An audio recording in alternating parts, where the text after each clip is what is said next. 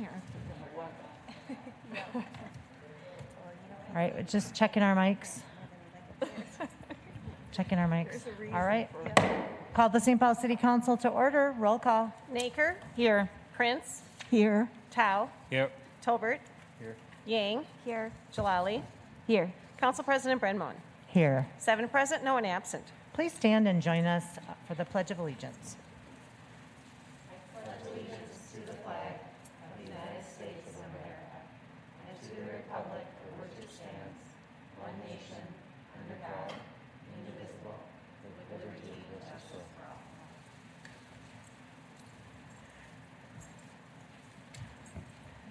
Consent agenda items 1 through 10 are before you for your consideration.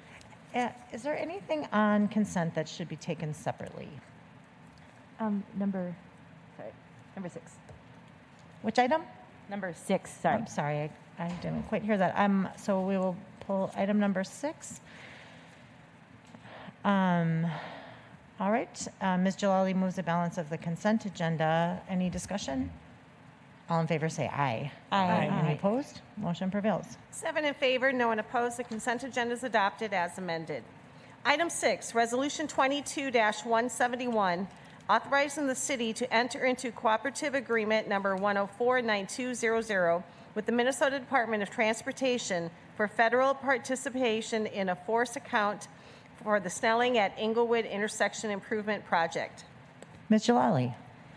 Thank you. I wanted to just take a second to acknowledge and appreciate Public Works and the staff involved with helping organize more funds and resources to the Snelling and Englewood Intersection Improvement Project. This is specifically aimed at making pedestrian safety improvements at a city cross street over Snelling as a state highway in the Midway, which is a very overwhelming corridor with significant car traffic. And at this particular intersection, it bridges Hamlin University and also Hamlin Elementary. And so there's a very ongoing scary situation for kids and families that are crossing, trying to get to school.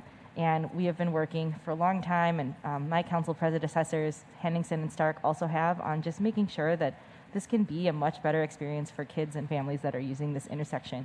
So it's one of those things that, because it's so long running, to have it sort of show up on consent as good news, I just felt like I didn't want to let it pass by without acknowledging that it's moving forward. We feel optimistic that there will be some really critical improvements by later this year in the warm weather, and I'm just really happy to see it advancing. So thank you to Public Works and to MnDOT and everyone involved. And I would move approval. All right, there's a motion for approval from Ms. Jalali, and I would just say that when I first looked at this as we were setting up the agenda, I did not look beyond cooperative agreement number 1049200. But I really appreciate that you pulled it out, because it is important that we lift up these things and acknowledge them. These changes, small or big, do make a difference in people's lives. So I would be in support as well. Any other discussion? All in favor say aye. Aye. Any opposed? Motion prevails. 7 in favor, no one opposed. The resolution is adopted. Item 11 is Resolution 22-196, approving the appointment of Bryn Haas as Director of City Council Operations. Do you want to do the resolution first or Yeah, why don't we do we'll vote and then do the swearing in. So Ms. Naker would move approval of the appointment of Bryn Haas as the Director of the City Council Operations. Is there any discussion on that motion? Seeing none, all in favor say aye. Aye. Any opposed? Motion prevails. 7 in favor, no one opposed. The resolution is adopted.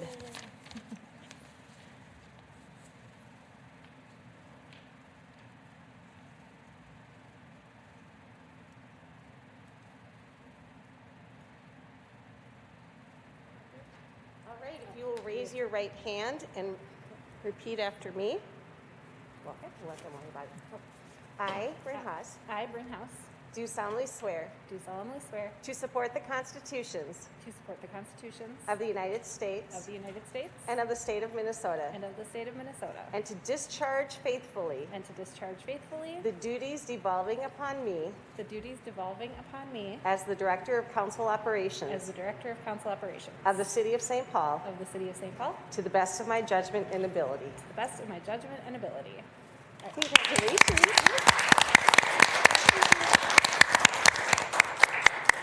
It's official. Welcome. We're so excited to work with you. All right. Mr. Tolbert moves suspension of the rules. All in favor say aye. Aye. Any opposed? Motion prevails. 7 in favor, no one opposed. Rules are suspended. Resolution 22-238, affirming the extension of declaration of local emergency issued February 8th, 2022 by Mayor Melvin Carter III. All right, and this, what's in front of us is an extension for 33 days. I think in the middle of COVID, we were extending these for 90. We're increasingly shortening this time span and increasingly looking at the emergency orders under the state of emergency. So this is to extend our current state of emergency for 33 days. Any discussion on, Mr. Tolbert moves this item. Any discussion on that? Ms. Prince? Yeah, I am supportive of this, and I really feel that the administration has used the executive orders very thoughtfully to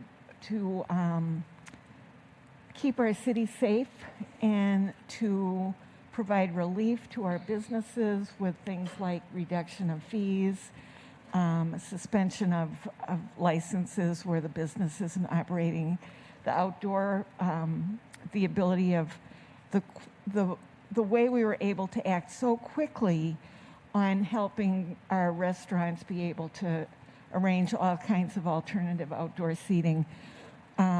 These are all things that I've been very supportive of, that have really served our community well, and I appreciate that. I do want to say, because we know, according to the news media, that Mayor Carter is preparing to lift the requirement on proof of vaccination for our restaurants who are licensed by the city. And I would urge him to act quickly on that. This is a super important weekend for our restaurants, Valentine's Day weekend, as well as this is Super Bowl weekend. So I think these are both things that our restaurants and bars really rely on annually. And the sooner that they know, every day that they've had to operate under this particular restriction has been a hard day for them.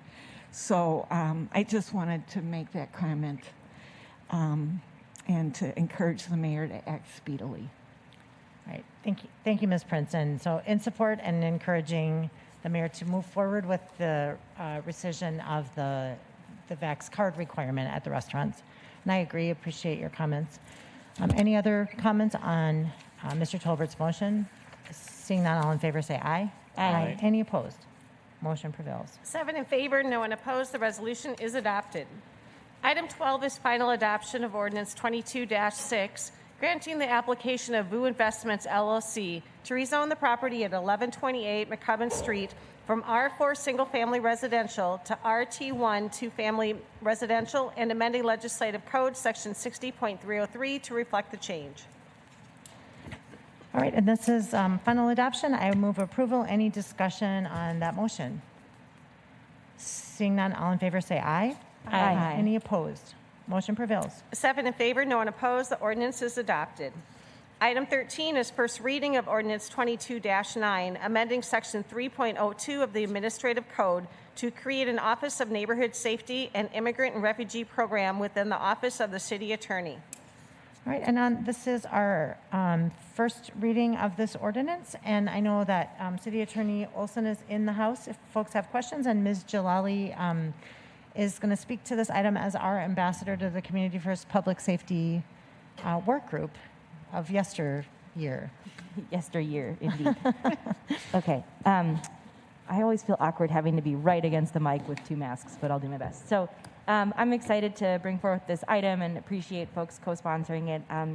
What this item is going to do is create the blueprint and essentially the authority and ordinance for the Office of Neighborhood Safety to exist. I'm personally really excited about this step forward today in our shared vision and approach to just expanding neighborhood safety in our community. We've all heard for many months about the good work happening with our Community First public safety partner programs that we funded in multiple budgets. We're working to launch the companion community grants program, the Council Fund, pretty soon here for its second year. We are working to hire a Office of Neighborhood Safety director, and all of this good work has been happening, but what's been missing is a home within the city for it to live. And so this is just a really important step that's being advanced today. What this ordinance language will do is house this new institution within the Office of the City Attorney. I'm so thankful to you, City Attorney Olson, for being here and for your leadership in being willing to helm this work and really support this new office in finding its footing, and then as soon as it finds its footing, continuing to sprint the work forward that's already happening. This is also, I think, a really important fit because we have within that office of that same city attorney the Ethos program, immigrant and refugee support programs that we've built out. We have the diversion and healing circles work. We have the community justice unit. There's just so many other existing initiatives that are also within the role of the city attorney, which is to make sure that our citizens and residents can experience justice and that we are supporting those programs as well. So in addition to creating the basis for it in ordinance, it also it creates a companion commission that will make sure that residents of our community can be empowered in continuing to shape the strategy going forward. I think we've had both ad hoc and formal commissions of community members that have just helped us get to this point as a city. The most formal process recently was the Citizens League process, which returned these recommendations to us. Now they're here. We're creating this institution through this office, and we're also going to create the structure, the muscle memory, the community power to have an ongoing role in continuing to make sure that we are on track and that the community is guiding our hand as a city as it always has. So I'm thankful for that as a part of this ordinance language, and that the model for that is also based off of both lessons learned from the Citizens League process, lessons learned from all our other boards and commissions. Also, it will be stipend in positions to make sure that we understand community members are going to get the chance to be compensated to give their time to advise this work. So I welcome this introduction today. I encourage folks, if they have questions, to direct them to City Attorney Olson, or we're all kind of shaping this together. Thank you again, Lindsay, for being here. And I will be moving this forward to the public hearing, and I would really welcome the community to just make sure that they can speak to the value and the chance for growth that they see within this. So that's my remarks for just bringing this forward today, and look forward to it proceeding through the process. Great. Thank you for that great summary of what we are looking at today, and I just really appreciate it. I'm looking forward to the public hearing and looking forward to final reading as well. Are there questions from council members for Ms. Jalali or City Attorney Olson before we? Ms. Naker. Thanks, Council President. I'm very excited to be supporting this as well and looking forward to the public hearing as well. I hear more about public safety from my constituents than I hear about most other issues, and I'm excited that this is going to be taking a holistic approach to public safety to prevent crime before it happens rather than just respond after it does, because I think that's what people are really looking for. And I'm especially excited, to your point, Mr. Lally, about the potential for this office to not just coordinate the many efforts that are going on, but to communicate about them in a coherent way, because I think what people want more than anything is just to know that this is top of mind for us and to know what we're doing about it. And sort of to that point, Council President, I think not necessarily today, but I think it would be good to have an update at some point on the immigrant and refugee programs that the City Attorney's Office is working on. I realized when I saw this here that we haven't heard an update in some time, and it would be good to have that information. Yep, I believe that's in the works. That's a great recommendation. I think piggybacking on both of your comments, I really, the thing for me about the Office of Neighborhood Safety is it seems to be the beginning of the end of this conversation of either or, that we're either going to have wraparound services or police services. And as we've been building this out, we're talking about community health workers and mentors and healing streets and the work that our police department does. And we really need a conductor for that orchestra. And some of that can really knit all of that work together. And I'm very excited to get that comprehensive look at all of the work that we're doing upstream and downstream to help make our communities safer and a better place for all of us to live, grow, thrive. And by all of us, I mean all of us. So very supportive as well, and I do look forward to the public hearing. Item 14 is first reading of ordinance 22-8, granting the application of 560 Randolph Avenue LLC to rezone property at 540 Randolph Avenue from T2 traditional neighborhood to L1 light industrial and amending Chapter 60 of the legislative code pertaining to the zoning map. Ms. Inker. Thanks, Council President. This is a pretty straightforward item, so I didn't think that we needed a staff report on it. And I have in my notes exactly what it is. To give a council report. The applicant recently purchased 540 Randolph and 560 Randolph, and the plan is to have the existing businesses stay on 560 Randolph. He's combining the lots and trying to avoid creating a split zoning parcel and just let the businesses use the full lot. So that's the purpose of the rezoning. Staff feels it's straightforward. 2 letters of support, no comment from the Fort Road Federation, and no letters in opposition. And both the Zoning Committee and Planning Commission unanimously recommended approval. So a little bit of background that I hope is helpful. Great, thank you. And we will lay the matter. The ordinance is laid over to February 16th for second reading, public hearing. Item 15 is the public hearing of ordinance 22-7, amending Chapter 86 of the Administrative Code to add Section 86.12, requiring council approval prior to submission of grant applications. And this is a public hearing. Is there anyone here to speak to this item?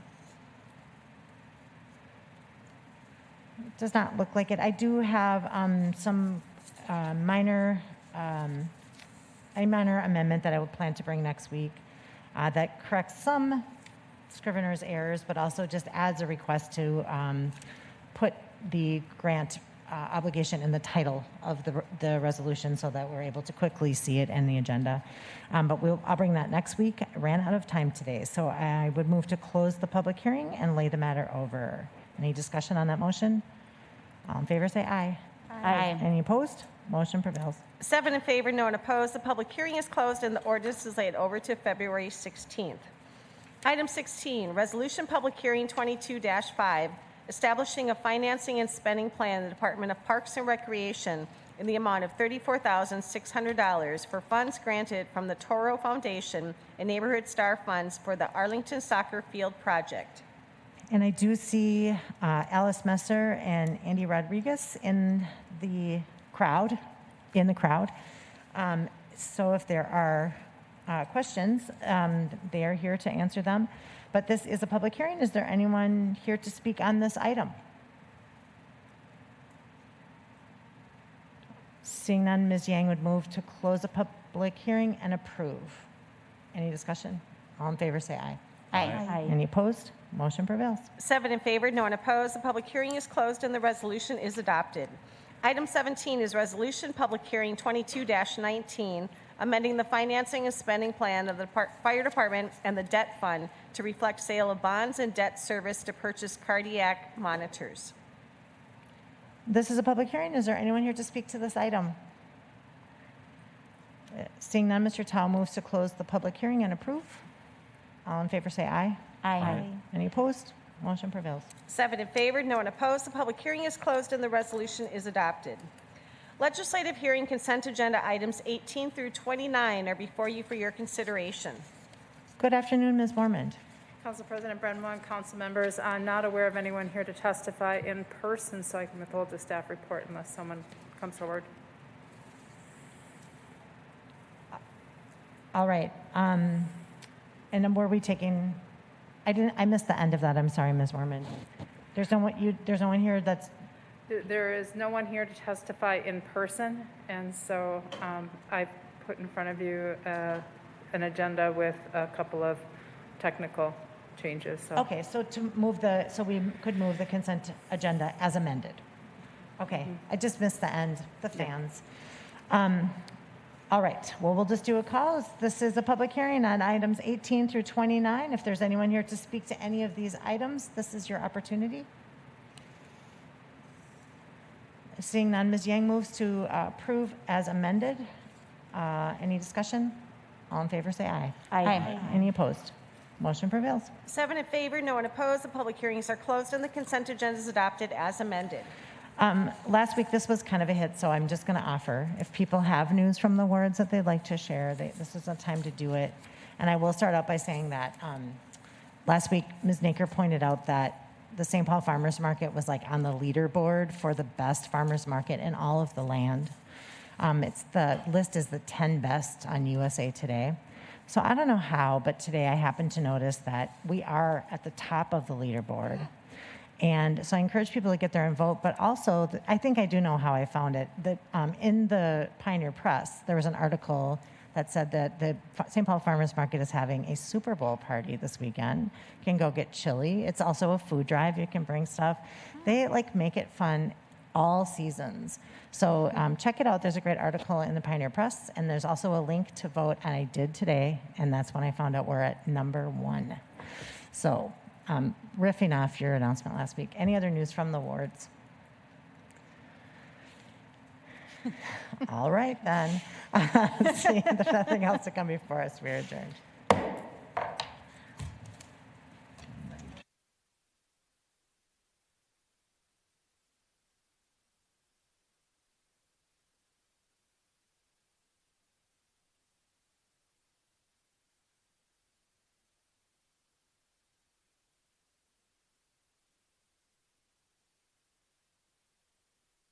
Potatoes that we're using and the trim that we're using, we'll show you here eventually, that we're going to use it as a thickener in a soup, and this can keep you away from